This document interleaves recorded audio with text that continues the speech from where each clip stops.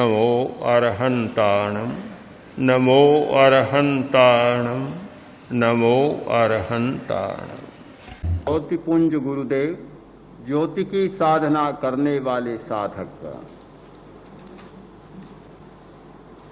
प्राणी दो प्रकार के होते हैं, प्रशिक्षित और अप्रशिक्षित। प्रारंभ में हर प्राणी अप्रशिक्षित होता है, फिर कुछ प्राणी प्रशिक्षित हो जाते हैं, किए जाते हैं। प्रशिक्षित प्राणी का व्यवहार एक प्रकार का होता है और अप्रशिक्षित का व्यवहार दूसरी प्रकार का होता है। अप्रशिक्षित को राजस्थान में अनाड़ी भी कहते हैं, अनाड़ी आदमी। और प्रशिक्षित होता है तो वह अनाड़ीपन चला जाता है।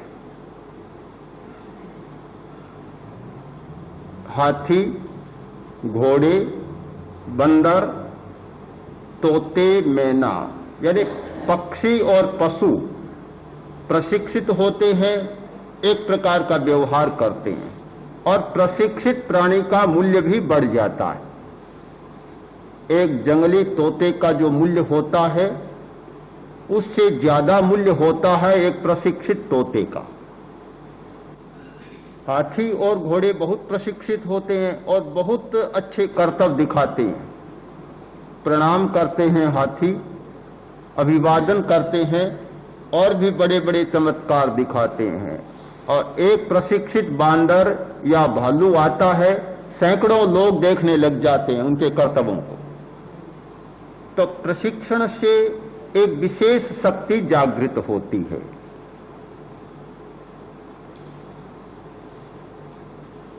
हमारी चित्त की तीन अवस्थाएं होती हैं, व्यग्र, एकाग्र और शांत। पहली अवस्था है व्यग्रता की, दूसरी एकाग्रता की और तीसरी शांत।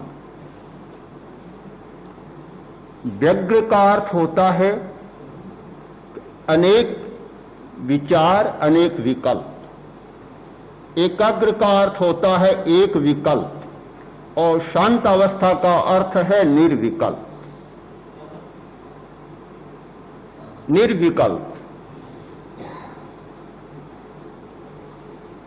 एक कार्य में अनेक प्रकार के विचार, अनेक प्रकार के विकल्प होते हैं। एक काम करने बैठता है, एक प्रकार का विचार करना चाहिए, पर बीच में इतने विचार आ जाते हैं कि विचारों का सिलसिला ही समाप्त हो जाता है। कार्य में भी एकाग्रता नहीं होती, व्यग्रता होती है। एक काम करना शुरू करता है, पूरा नहीं होता, बीच में दूसरा काम शुरू कर देता है। दूसरा पूरा नहीं होता, बीच में तीसरा काम शुरू कर देता है। फ्रांस का एक बहुत बड़ा वैज्ञानिक हुआ है, अपने जीवन में 900 निबंध लिखे होंगे विज्ञान पर एक भी पूरा नहीं। अगर एक भी पूरा करता तो शायद दुनिया का महान वैज्ञानिक होता, पर पूरा एक भी नहीं किया।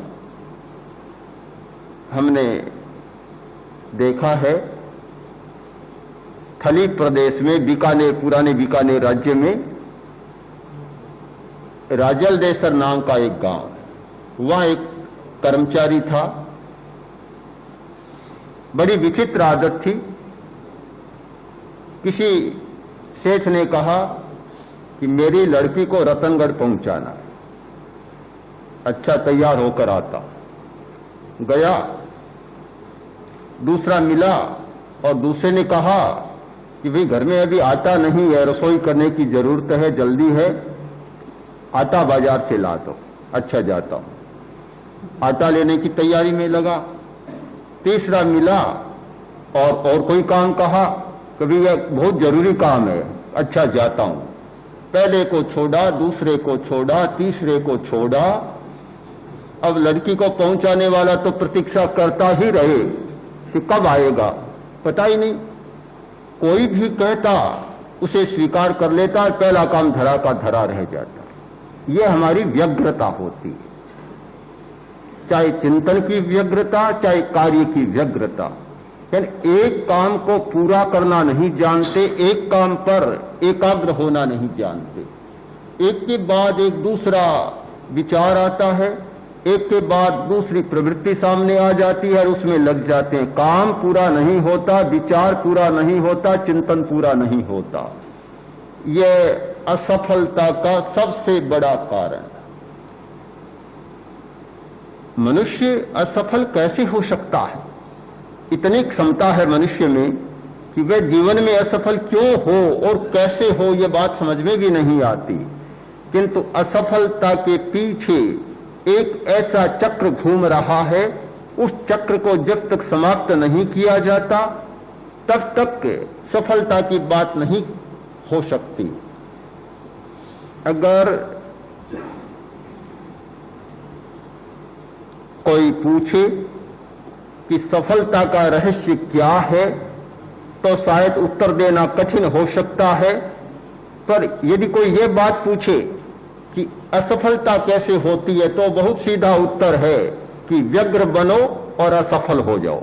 कोई कठिनाई नहीं है, सीधा उत्तर है, निश्चित उत्तर है कि चिंतन की व्यग्रता और प्रवृत्ति की व्यग्रता, अनेक विकल्प और अनेक कार्य करने वाला व्यक्ति अपने जीवन में निश्चित असफल होगा, इसमें कोई संदेह नहीं। जो एक बात पर टिकना नहीं जानता जब तक कि वह बात पूरी न हो जाए, एक कार्य पर टिकना नहीं जानता जब तक कि वह कार्य पूरा न हो जाए, कैसे सफल हो सकता है? आज व्यापारी बना, दुकान खोली और 5 दिन बाद दुकान को बंद किया, पढ़ने चला गया, 5 दिन बाद पढ़ाई छोड़ दी और किसी नौकरी में चला गया, 5 दिन बाद नौकरी छोड़ दी, किसी और काम में लग गया। कैसे सफल हो सकता है? सफल होने के लिए एक दिशा का चुनाव करना होता है, निश्चित विचार करना होता है, निश्चित दिशा का चुनाव और निश्चित प्रस्थान करना होता है। तो हमारी एक अवस्था होती है व्यग्रता की, और इस अवस्था से ग्रस्त लोग बहुत हैं। पागल खाने में वे लोग ही ज्यादा जाते हैं जो व्यग्र होते हैं। मैंने पढ़ा कुछ दिन पहले कि अमेरिका में 5 लाख से अधिक बेड केवल पागलों के लिए तैयार रहते हैं। बहुत पागलपन है, और इसका कारण भी है कि वहां तनाव बहुत, और जब मस्तिष्क में तनाव होगा तो हम किसी बात पर टिक नहीं पाएंगे। इतनी चंचलता बढ़ जाती है कि कहीं भी स्थिर रहना, रुकना नहीं जानते। रुकने की बात बड़ी कठिन होती है, रुकना हम जानते ही नहीं। एक साधक जा रहा था, डाकू मिला, सोचा कि कोई राहगीर जा रहा है, कुछ पास में होगा, लूट लूं। आया, आकर बोला, ओ यात्री रुको। बहुत बड़ा साधक था, सन्यासी। उसने कहा, मैं तो रुका हुआ हूं, तुम देखो अपने आप को, तुम रुको जरा। मैं तो ठहरा हुआ हूं, रुका हुआ हूं। एकदम उत्तर देते ही देखने लग गया कि क्या बात है। आदमी कहीं रुकना नहीं जानता, हमेशा यह प्रवृत्ति का चक्र हमारा चलता रहता है, और इससे हमारी बहुत शक्तियां खर्च होती है। यह एक है व्यग्रता की अवस्था। अब दूसरी अवस्था है एकाग्रता की। जिन लोगों ने इस स्थिति को समझा है, व्यग्रता के परिणामों को समझा है, उससे होने वाली हानियों को समझा है, उन्होंने एक विकास किया, और वह विकास हुआ एकाग्रता का।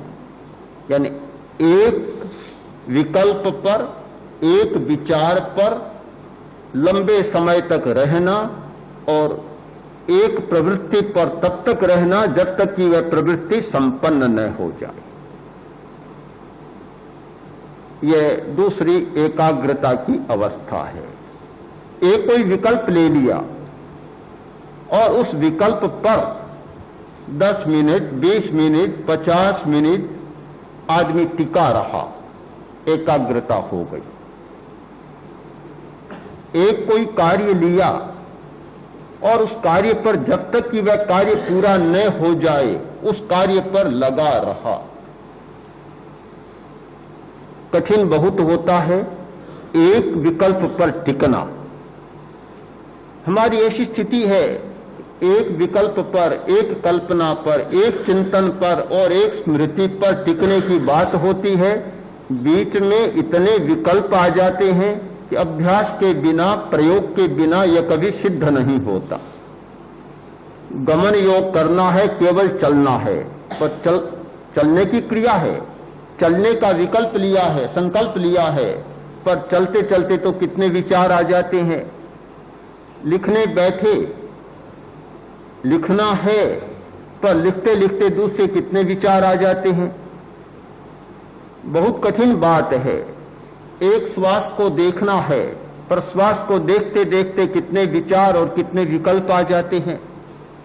ये विकल्पों का जो सिलसिला चलता है तोड़ नहीं पाते। ये एक सामान्य बात है, स्वाभाविक है हर व्यक्ति के लिए।